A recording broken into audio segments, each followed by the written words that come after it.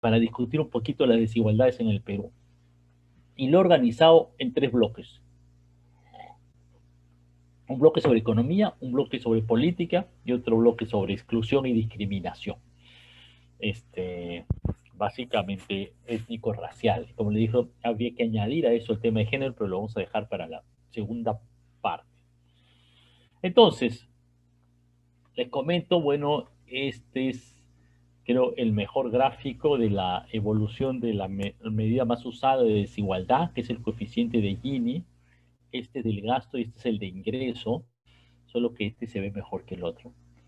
Aunque el de ingreso podríamos considerar que es un poquito mejor. Y esta medida que se ve acá muestra un coeficiente de Gini del 0.6870%. Lo que no se ve muy bien es que aquí está el gráfico del INEI que muestra un dato que es como bastante menor.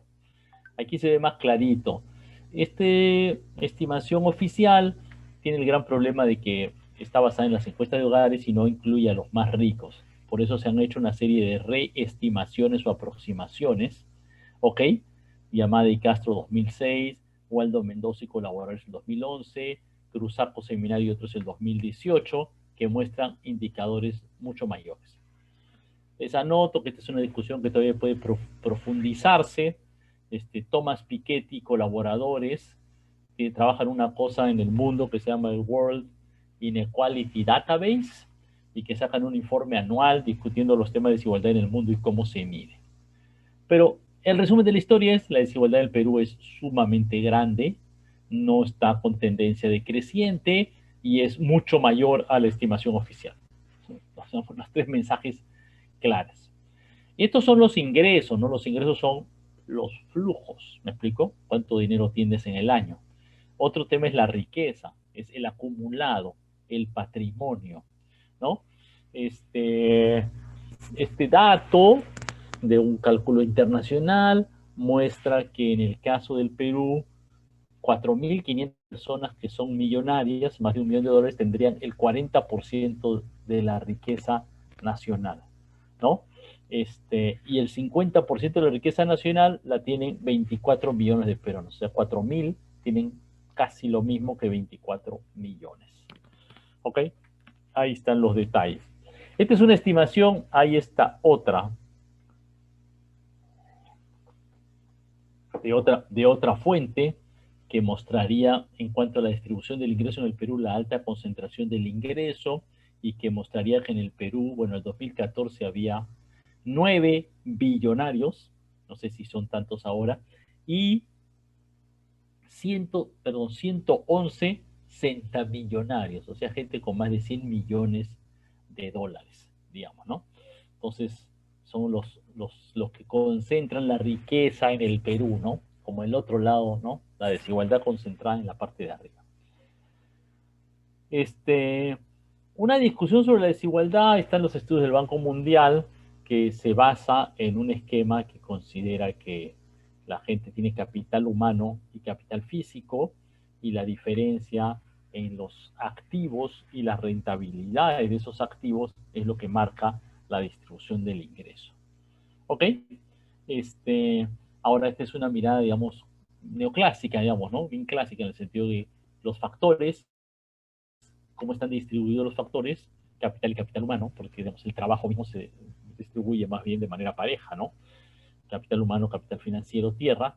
Los factores, cómo se distribuyen los individuos y los retornos serán los que determinarán la distribución del ingreso, ¿no?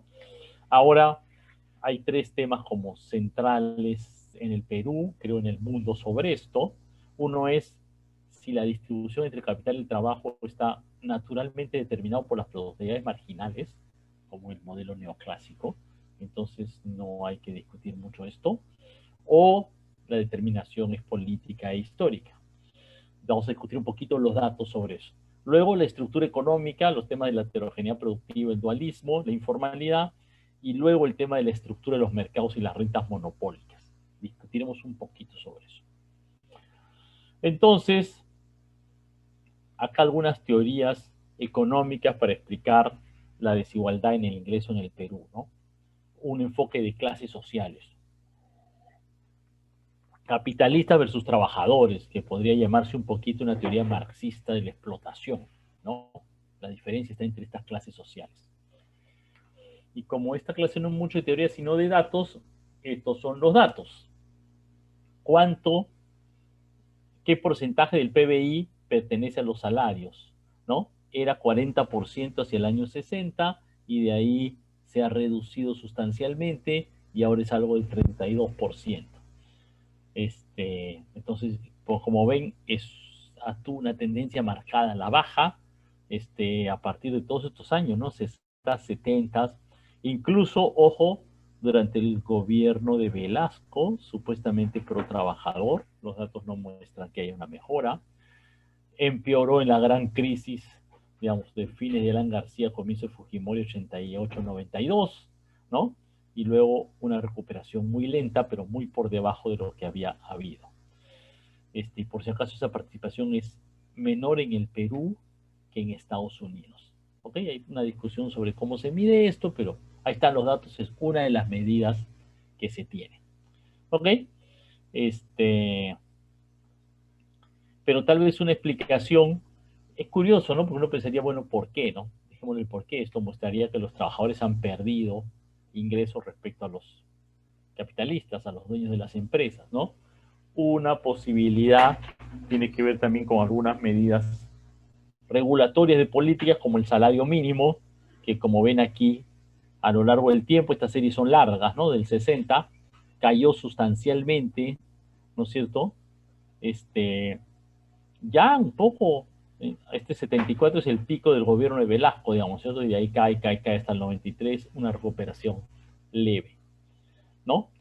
La contrapartida de esta caída de los salarios es el aumento de lo que se llama el excedente bruto de explotación, ¿no? Que es una medida que tiende a medir, digamos, las ganancias de las empresas, ¿no? Y que se muestra aquí como una curva claramente, fuertemente creciente en los 70 y luego con sus oscilaciones, ¿no? Sin embargo, como vimos, creo, la clase antepasada, ¿no? Antepasada, cuando yo hice una explicación, el problema es que solo un tercio de la población ocupada más o menos tiene un trabajo asalariado, ¿no? Y eso incluyendo un bloque de trabajadores públicos, en los cuales la lógica capital-trabajo no se aplicaría, ¿no? Incluso esto incluye dentro de los trabajadores privados pequeñas empresas, donde este tema del conflicto tal vez no es tan importante como el tema de la productividad, o por lo menos habría que importar el tema de la productividad, ¿no? Entonces aquí tenemos estos datitos que los habíamos puesto, creo, no sé si los puse la otra vez, ¿no? Que muestran cómo los asalariados de empresas que están acá, ¿no? Son una participación del orden, aquí sale como 39%, ¿no? Incluyendo al Estado, ¿no? Solo que esto me parece que incluye exclusivamente los trabajadores urbanos, ¿no? Si le añaden los rurales, esta tasa sale menor, digamos. Pero ¿a qué va esto aquí? Bueno, esto lo que muestra es esto que discutimos en la clase anterior, que es, bueno, discutir todo bajo el enfoque capital-trabajo, ¿no es cierto? Dueño de la empresa versus trabajador en el Perú deja fuera a todo el tema de los pequeños productores, microproductores autoempleados, que tienen que ver con el tema de la bajísima productividad de un amplio sector de la economía. Entonces, ¿por qué estoy volviendo a presentar esto? Que lo presenté hace 2 clases, porque la enorme diferencia de productividad, o si quieres, la muy baja productividad en sectores como la agricultura, el comercio ambulatorio, los restaurantes y hoteles, explica los bajos ingresos en ese sector. No estaría en estos sectores de muy baja productividad explicado por una contradicción capital-trabajo, sino por la baja productividad en trabajos casi de microempleo o autoempleo. ¿Ok? Entonces aquí están estos gráficos que los mostré la vez pasada y que explicaría buena parte de la desigual distribución del ingreso. Y su contrapartida es esta: los sectores más intensivos en capital, electricidad, petróleo, finanzas, que son los que aquí están por este lado, ¿ok? En la esquina, en el lado derecho, son los que tienen mayor excedente bruto de explotación, es donde la intensidad de capital es mayor y por lo tanto las ganancias son mayores, ¿ok? En cambio, sectores como el agropecuario, el excedente bruto de explotación es muy pequeño. ¿Por qué? Porque la gran mayoría de productores agropecuarios son microproductores independientes. No hay ganancias capitalistas, por ponerlo así. ¿Ok?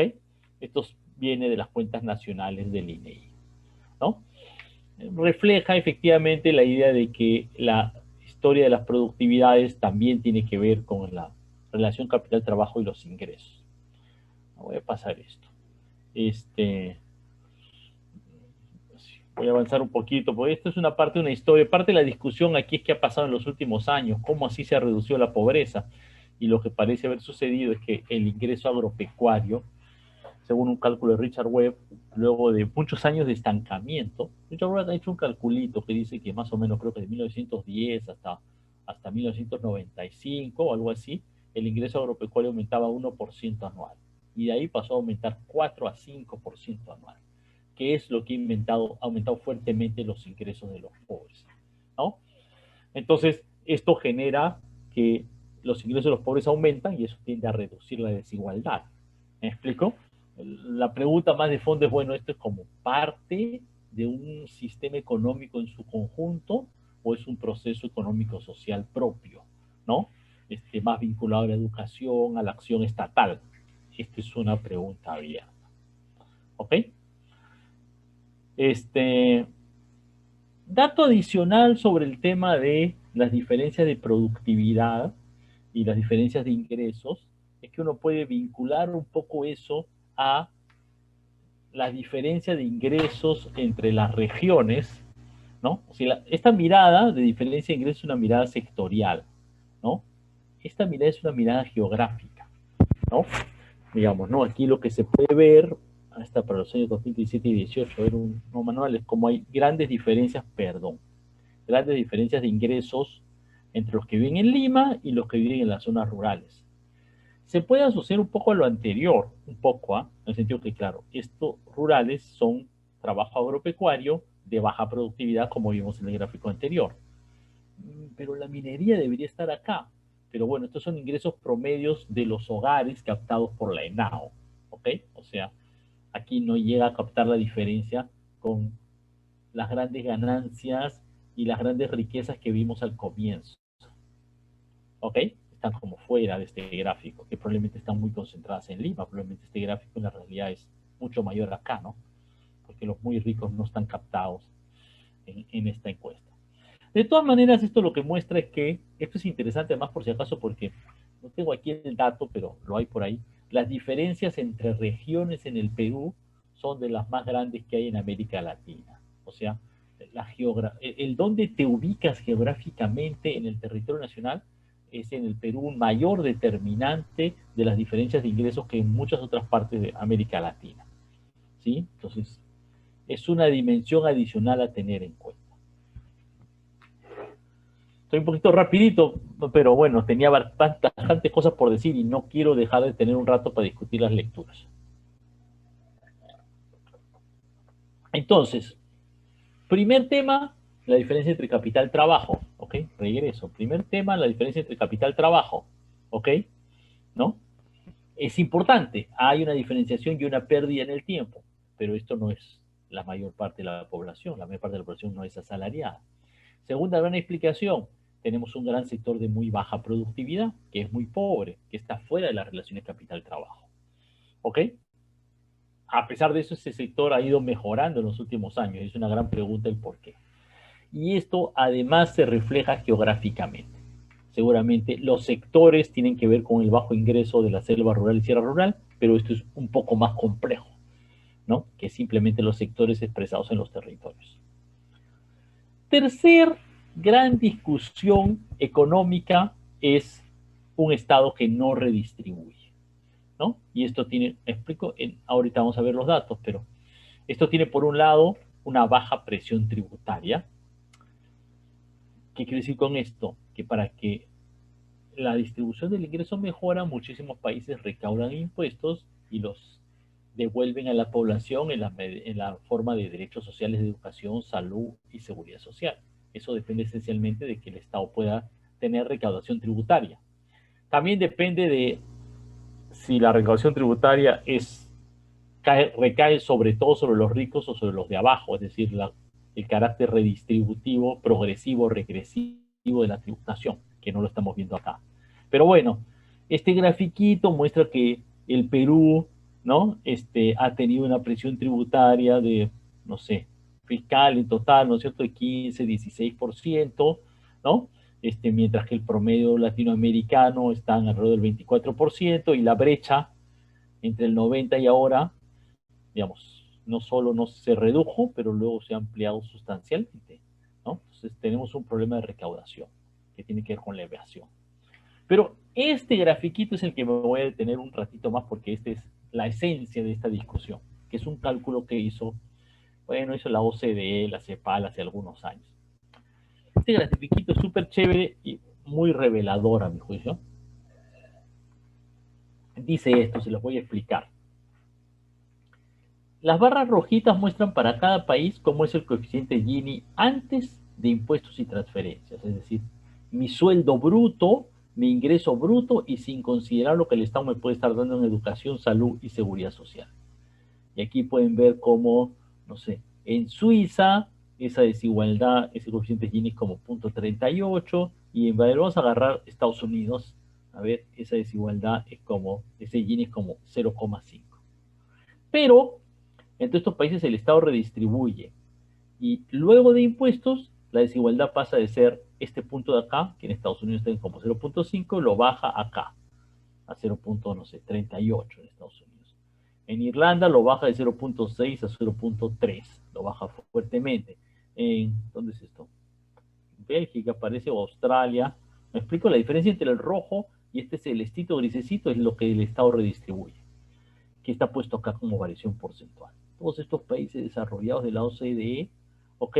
Muchos europeos, pero también Japón, República de Corea, Israel, que ha sido fuertemente redistributivos. Corea es el que menos. No es muy, no es el menos diferente antes de impuestos y redistribuye poquito, ¿no? Entonces este es el promedio de la OCDE. Pero miren lo que pasa en América Latina, y miren lo que pasa en el Perú. La desigualdad es muy alta, pero el Estado, después de impuestos, es casi lo mismo. El nivel de redistribución del Estado es mínimo. Y en realidad tiene que ver con dos cosas: con esa baja presión tributaria y con la baja progresividad de los impuestos y el gasto. Entonces, el gran mensaje de este cálculo es, bueno, posiblemente, de hecho, el Perú es muy desigual porque redistribuye muy poco.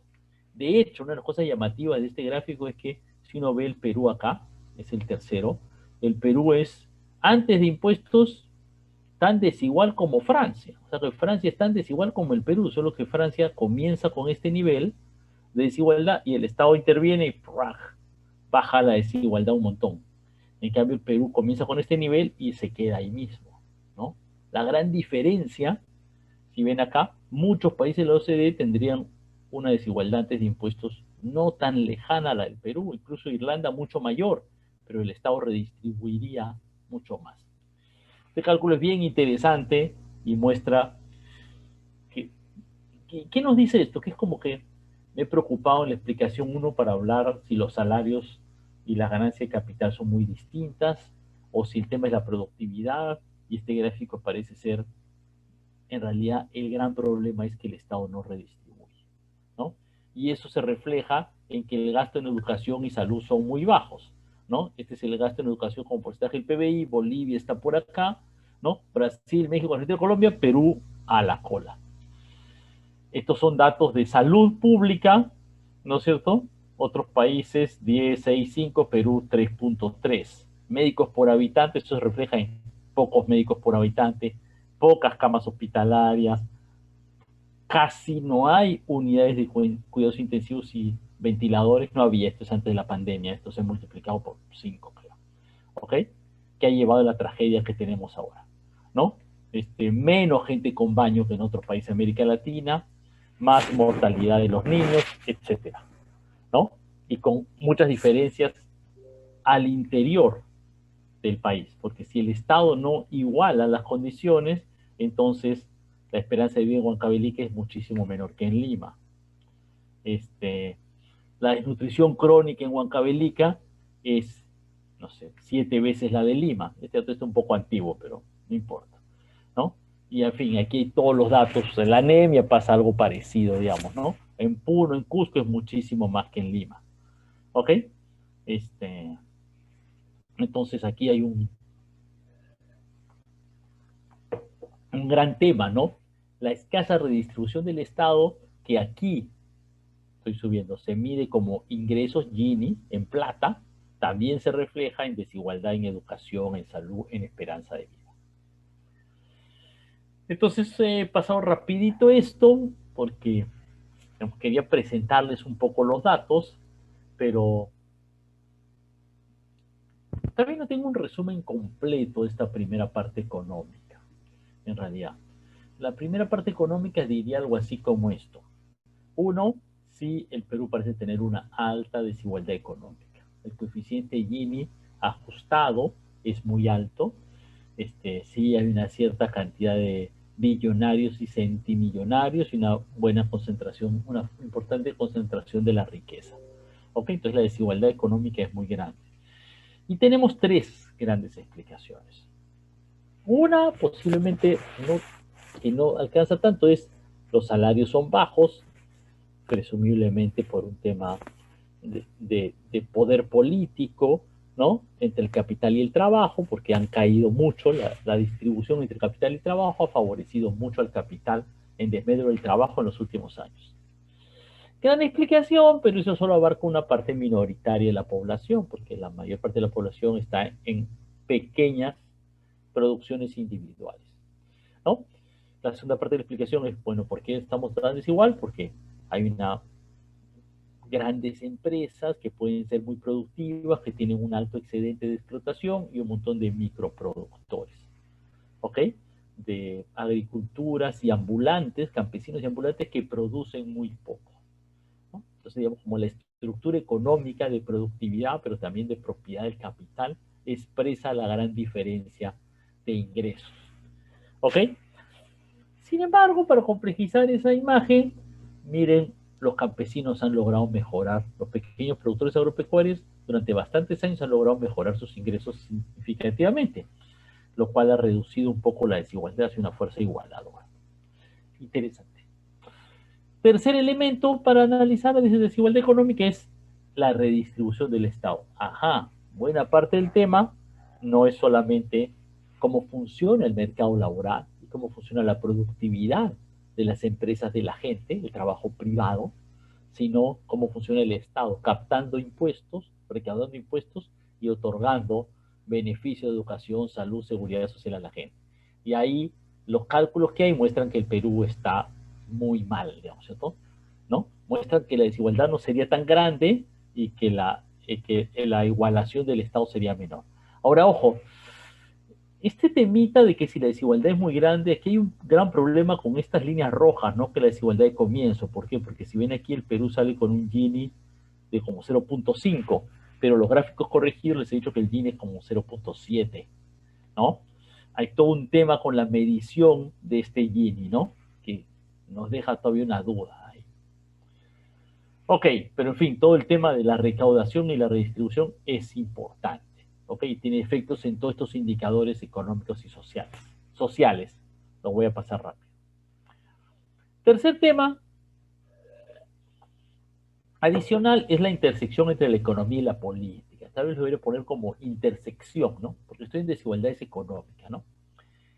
Uno primero es esto, ¿no? ¿Cómo es la rentabilidad en la bolsa por sectores? Y aquí el ROA es el retorno de los activos, ¿no?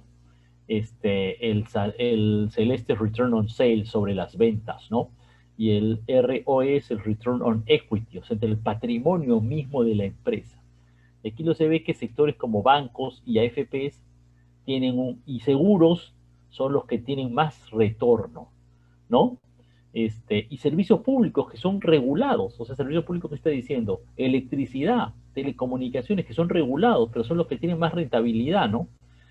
Sugiere un poquito que si las AFPs y, y la electricidad son las que tienen mayores retornos, más que la industria y el agro, y en este esquema incluso que las mineras, aunque las mineras acá tienen mucho que ver con el año, es un año de precios bajos. ¿Ok? Esto sugiere que la regulación del Estado puede ser importante. Y estos son los gráficos que muestran un poquito la concentración del mercado en los monopolios, ¿no? Y lo he puesto en política, lo he podido poner como estructura del mercado monopólica, ¿no? Pero lo he puesto en política porque esto tiene que ver mucho con la regulación del Estado, ¿no? El Estado está permitiendo una alta concentración de los mercados, ¿no? Como Bacus, por ejemplo, ¿no? Que les permite, ¿no? Tener esas ganancias. Y aquí este textito de cómo las empresas, si pueden influir en las reglas de juego en su propio provecho, lo van a hacer, ¿no? Es la discusión que tuvimos la vez pasada con el profesor Tábara, ¿ok? Expresada en desigualdad de ingresos, ¿me explico? Expresada en una medida de desigualdad. Claro, si hay monopolios no regulados, captura del poder, entonces habrá concentración de ganancias. Y el segundo elemento que quería poner, que, en fin, voy a poner aquí una aproximación, es el tema de corrupción, ¿no? Evidentemente la desigualdad también tiene que ver con la corrupción, porque la corrupción pues tiende a concentrar ingresos, ¿no? El corrupto tratará de ganar una buena cantidad de plata, como lo hemos visto en el Perú, ¿no? Y aquí he puesto algunos cuadritos respecto de la corrupción entre distintos sectores sociales.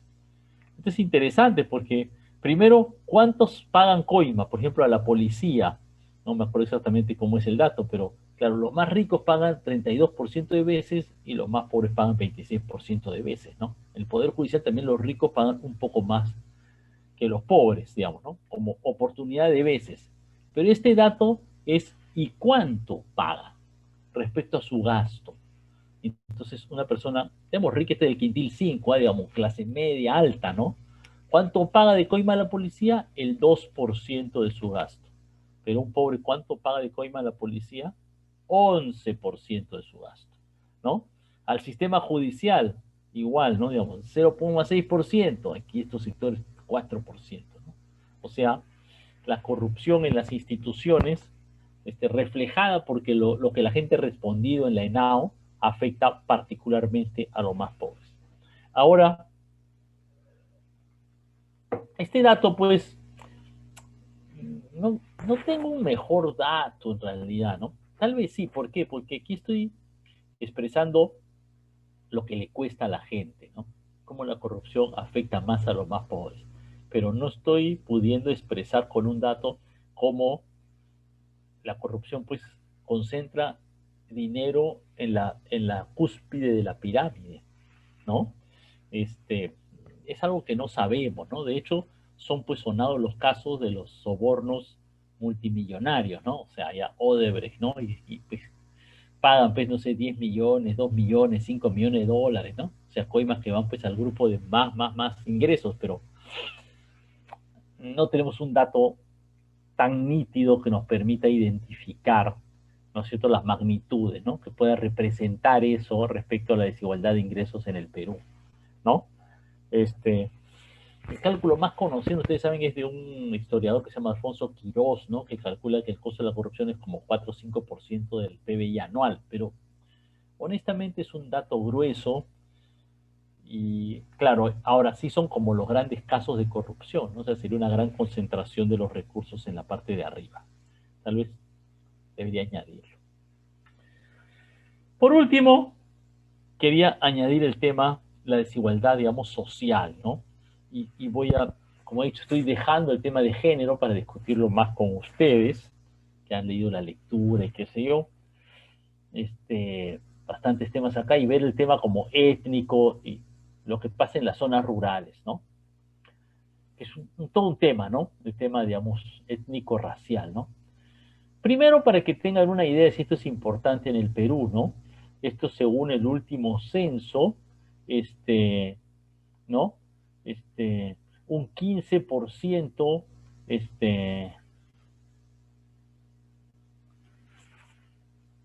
perdón, un 31% 32% se autoidentifica como indígena en el censo, ¿ok? Aunque un 18% habla una lengua originaria, ¿no? Estos son como los dos datos claves, debería poner en rojo, creo, ¿no? O sea, 32%, un tercio del Perú se considera indígena. Me explico que he hecho Aymara, nativo de la Amazonía. El censo es bastante detallado sobre esto. Pero solo 18%, poco más de la mitad de esto, habla el idioma. O sea que hoy hay una buena cantidad de gente que se identifica como quechua, aymara, pero no habla el idioma. Por si acaso, refleja pues que hay una cierta, no sé cómo llamarlo, transición o diferencias respecto a cómo se ve esta, ¿no? Este, mm, pero bueno, aquí están como algunas diferencias, ¿no? Si los blancos y mestizos ganan como esto, ¿no? No sé, me parece que el dato del 2019 me gusta mucho, el dato del 2018 ganan como en promedio 1.800 soles, alguien de origen nativo gana 1.400 y un afrodescendiente gana menos de 1.300, ¿no? Hay una brecha de ingresos grande. Este es un cálculo grueso, ¿ok? No sé si vamos a ver si discutimos luego con el texto de, el libro que les puse que les puse como lectura adicional, que es el de Hugo Ñopo, trabaja el tema racial también, ¿no? Hay una serie de cálculos más detallados sobre esto. Este es el dato grueso, pero muestra una diferencia significativa, ¿no? Entre un mestizo blanco y un, digamos, andino afrodescendiente nativo, ¿no? Esto refleja los niveles de educación y nuevamente se ve como los afrodescendientes de origen nativo no tienen educación o solo tienen primaria y menos tienen educación superior universitaria, ¿no? Este es el dato más como complejo, digamos, en el sentido que este es un cálculo econométrico, ¿ok? Tratando de ver estas diferencias de ingresos, ¿no? ¿A qué se debe esta diferencia de ingresos? No son estos años, ¿ok? Pero ¿por qué un blanco gana más que que alguien de origen indígena? Y en realidad este es un resumen de distintos cálculos, pero digamos, si queremos tomar no sé, el de Ñopo, por decir ahora, esto muestra que de esa diferencia de ingresos, ¿ok? La mayor parte, 14%, perdón, 39% es explicada. ¿Qué quiere decir eso? Que se debe a que esos indígenas, esas personas de origen indígena, tienen menos educación, ¿ok? Esencialmente. También otros atributos de capital humano. Y el 14% es, digamos, discriminación pura en el mercado, ¿no? Esto, 39% explicada sería por una discriminación, digamos, previa al mercado laboral, producto de su menor nivel de capital humano, ¿no? Y esto sería producto de cómo están ubicados en el mercado de trabajo. Esto se puede investigar un montón más y hay mucho más detalle sobre cómo investigar esto, ¿eh? Esto es como un resumencito. Y desde luego, esto se relaciona un poquito con el tema geográfico del que vimos antes. Si antes les presenté las diferencias de ingresos promedio entre Lima y las zonas rurales, ¿no? Aquí lo vemos como geográficamente, como ustedes saben, evidentemente, digamos, los quechuas están principalmente pues en la zona centro-sur andina, ¿no? No sé si alcanzan a ver el gráfico. Los aymaras en la zona más surandina, sur-sur, ¿no? Moquegua-Tacna, mucho migran por ahí, ¿no? Los amazónicos en la Amazonía, evidentemente, en estas zonas, y los afroperuanos en la costa, ¿no? Este mapita más o menos por lo que pueden ver. Y si a alguien le interesa, es el mapa de las comunidades, ¿no? Esta cuestión de amazónicos, los amazónicos son muy diversos. Este es un mapita donde están todas las todos los distintos grupos o pueblos indígenas y originarios amazónicos con sus distintas zonas de ubicación. Solo para que vean. Ahora, parte de la discriminación es por ingresos, pero también hay otra parte de la discriminación en estos sectores, ¿no? Me parece que uno de los que se puede medir un poco más es la discriminación entre zonas urbanas y rurales, ¿no? Este grafiquito que hice algunos años muestra cuántos de los colegios tienen los tres servicios básicos, agua, desagüe y luz, ¿no? En las zonas urbanas el 75%, en las zonas rurales el 25%.